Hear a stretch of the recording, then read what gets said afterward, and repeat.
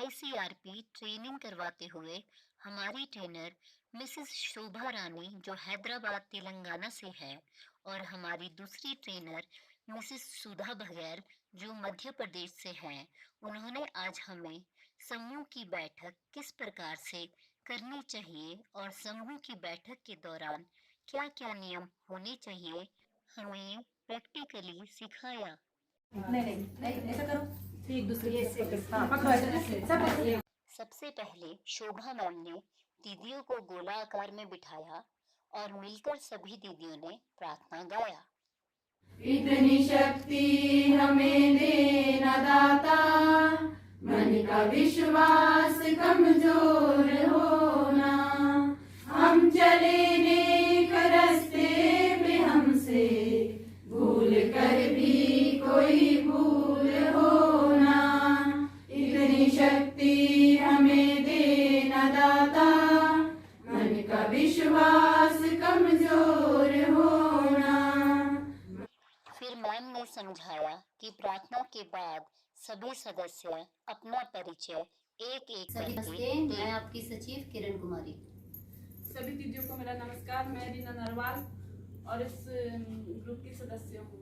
सभी को मेरा नमस्कार। परिचय देने के बाद समूह की बैठक का एजेंडा तैयार किया गया। उसके बाद सचिव द्वारा पिछली कार्यवाही पढ़कर सुनाई गई। फिर शोभा रानी मैम ने सिखाया कि समूह में बचत किस प्रकार करनी है। आज की जो भी बचत है, जो हमारा बुक कीपर या सचिव बैठे हैं वो अब उनको बुक कीपर कहलाएगा और बुक कीपर के लेफ्ट तरफ आज की प्रधान बैठना है और प्रधान के बगल में कोषाध्यक्ष बैठना है। और हमारे जो अपना सचिव या बुक कीपर अपना ही समूह का है तो वो अपना समूह की बुक कीपर है तो उनसे ही पैसे बचत जमा करना है। तो अगर हमारा बचत ऐसी होना है, जब हमारा किरण जी आज की बुक कीपर है, आज अपनी मेंबर है, तो उनके पैसे और उनके पुस्तक में रखकर एक बार मैं बताऊंगी आपको, ठीक है? हाँ, उनकी पैसे और उनकी बचत किरण जी और इस तरह पारित करना चाहिए। कैसे है? किरण जी का बचत और किस्त है और ब्याज। ये किरण दीदी का बचत किस्त और ब्याज। ये किरण दीदी का बचत किस्त और ब्याज। ये किरण दीदी की बचत किस्त और ब्याज। ये किरण दीदी की बचत किस्त और ब्याज। ये किरण दीदी की बचत किस्त और ब्याज। ये किरण दीदी की बचत ब्याज और किस्त। ये किरण दीदी की बचत किस्त और ब्याज। ये किरण दीदी की बचत किस्त और ब्याज। अभी यहाँ पर कोषाध्यक्ष के पास पैसे आए हैं, वो देखेंगे और इसके बाद प्रधान को देंगे कि इससे क्या हो रहा है। समूह में दीदी, समूह में पैसे के लेन देन में और आपका पारदर्शिता भी हो रहे हैं, सभी के सामने हो रहे हैं। दूसरी बात है कि सिर्फ प्रधान कोषाध्यक्ष ही जिम्मेदारी नहीं ले रहे कि ये सभी भागीदारी सभी सदस्यों के हाथ में पैसे जा रहे हैं, क्योंकि ये सभी का भी जिम्मेदारी है, सभी का भी जिम्मेदारी है। तो इससे पता चलता है कि अगर 2 साल के बाद वो खुद ही भी प्रधान भी, सचिव भी, कोषाध्यक्ष भी बनना है, ये हमारा नियम है, समूह का नियम है। दूसरी बात क्या है कि अगर आगे चलकर यहाँ पर अभी 200, 300, 1000 का ही लेन देन यहाँ पर 20-10 हजार तक जमा हो रहे हैं, लेकिन आगे चलकर हमारे समूह एक मिनी बैंक जैसे लाखों तक भी जमा होने वाला है। एक एक सदस्य भी या अपना समूह से 1 लाख, 2 लाख, 3 लाख भी ले लेंगे, तब भी वो पैसा जमा होंगे,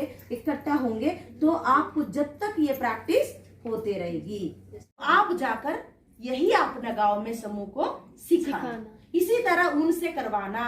सीआरपी सिर्फ करवाना, सदस्य ठीक है, उन लोग को जानकारी नहीं है, उनको ये सोच में लाना, इससे उनको से करवाना, ठीक है?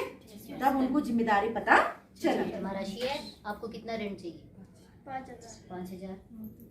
5000 जो है जब उन दिनों को हमने क्या पूछते हैं, क्या जरूरत थी, जरूरत किस चीज की जरूरत है और कितना महीने में वापसी करोगे, पहले ही हम करारनामा लेते हैं, ठीक है? पूछो दीदी, मेरे को 3000 चाहिए था। क्यों?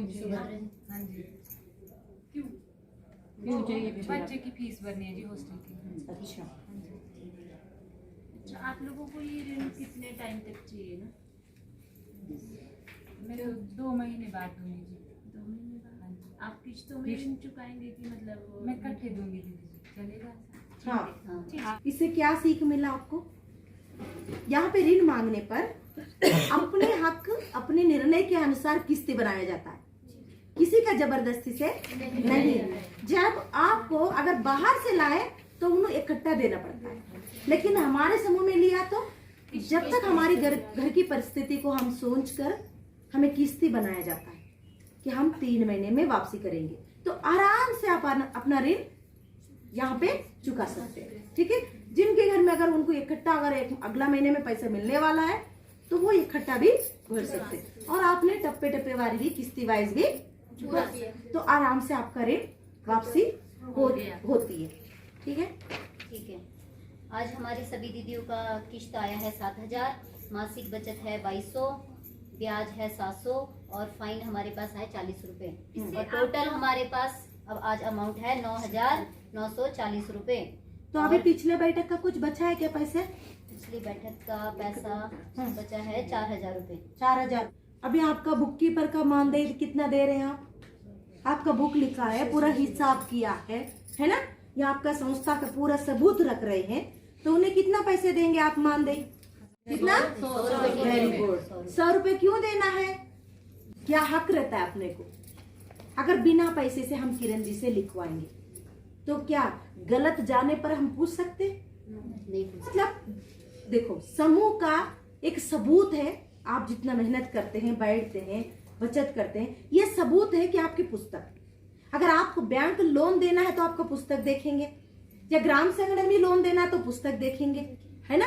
मतलब आपकी पूरा कामयाब आपकी पुस्तक में दिखाई देगा, आपका पूरा नियम सिस्टम पूरा पुस्तक में दिखाई देगा।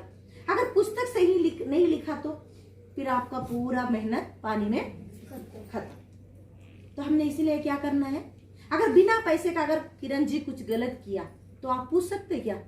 आपको हक है कि आपने 1 साल से आपको तो भरोसा किया, आपने ऐसा क्यों लिखा, ऐसा पूछ सकते क्या? क्यों? हम फ्री में क्यों काम करवाना है? हमारे स्वयं सहायता समूह में हम स्वयं अपने आप चलाना है ना? हम दूसरों की मदद नहीं लेना। तो जब तक उनको भी अगर ये 100 रुपए या 50 रुपए सही, 100 या 50 रुपए सही हम पैसा देकर लिखवाएंगे तो खुद को भी जिम्मेदारी रहेगा कि मैं पैसे ले रही हूँ तो दीदी लोग मुझे सब कुछ हिसाब पूछेंगे, तो मैं जब जिम्मेदारी से लिखना है। पूछेंगे कि नहीं? उनको जिम्मेदारी रहेंगे कि नहीं? जब आप पैसे देने से भी आपको भी यह रहता है कि हम तो पैसे दे रहे, किरण जी आप ऐसा क्यों लिखा है, टोटल हमको, मैं आपके ऊपर भरोसा रखा था तो आपने पूरा क्लियर करके दे, हक रहता है कि नहीं? फिर आप बताओ, ये 150 रुपए जगह में बेचारे अभी सेक्रेटरी सचिव बनकर भी 1-2 साल से फ्री में सेवा कर रहे हैं, ऐसा करने से उनमें क्या लिखा है क्या नहीं लिखा है, उनको भी खुशी लगना है कि मैं समूह का रजिस्टर अच्छा लिखूं। ये 50 रुपए से है ना? बताओ, फिर आपके यहाँ जाकर बुक कीपर को मानदेय दिलवाना कि नहीं? दिलवाना कि नहीं? अगर ये ऐसा नहीं है सचिव ही बुक कीपर बनना, अगर इनका पद अगर ये चेंज हो जाए तो दूसरा भी सचिव अध्यक्ष बने, लेकिन ये बुक कीपर ही रहेगी। बुक कीपर एक ही रहना चाहिए। जब आपका इनके काम अच्छे नहीं लगा तो आप बदलाव भी कर सकते, लेकिन आपने कल बताया था एक दीदी 1 महीने में, एक दीदी 1 महीने में, एक दीदी 1 महीने में लिखेंगी, नहीं लिखना तो एक लिखना ही नहीं, क्योंकि जब ये बुक कीपर बनेंगे तब वो NRLM के माध्यम से अपने ब्लॉक में, अपने क्लस्टर में बुक कीपर का ट्रेनिंग दिया जाएगा। जब ट्रेनिंग में जाएगी कौन सा रजिस्टर में क्या लिखना है ये सीख कर आएंगे। जब ये सीखेंगे, इन्हें CRP द्वारा किसी द्वारा सीखेंगे, तब भी तो इनको पता चलेगा कौन सा हिसाब किन में लिखना है। अब अगर बारी बारी से आपने लिखेंगे तो अगर गलत हो जाएगा तो किनको बताओगे, किनको पूछोगे? वो बोलेगी मैंने नहीं लिखा, ये बोलेगी मैंने नहीं लिखा, ये बोलेगी मैंने नहीं लिखा। अगर एक को ही हम जिम्मेदारी देते, एक को बोलने के लिए, यस, इसलिए हम क्या करना, जब सचिव भी बुक कीपर नहीं, अगर आपने ये काम अभी करवा रहे यहाँ पर अपने डिस्ट्रिक्ट में या सचिव को ही दिया गया है, लेकिन सचिव का पद अगर इस साल में अगर 2 लोग चेंज हो गया, लेकिन ये बुक कीपर पद पर रहेगी। अध्यक्ष, प्रधान और सचिव दूसरा बने तब भी ये बुक कीपर पद पर रहेंगे। बुक कीपर अलग है, प्रधान सचिव अलग है। क्लियर है? ये हमारा पूरा रजिस्टर लिखने के लिए। लेकिन रजिस्टर कब लिखना, कहाँ लिखना है, कहाँ लिखना है, कहाँ पर पढ़कर बताना है, क्लियर है। तो क्या होगा, समझ में आएगी तीसरा, ऐड कर पाएंगे क्या? तो फिर आपस में गड़बड़ होगी, होगी, ऐड नहीं कर पाएगी। लेकिन रजिस्टर किन के पास रहना है, प्रधान, सेक्रेटरी, कोषाध्यक्ष के पास रहना।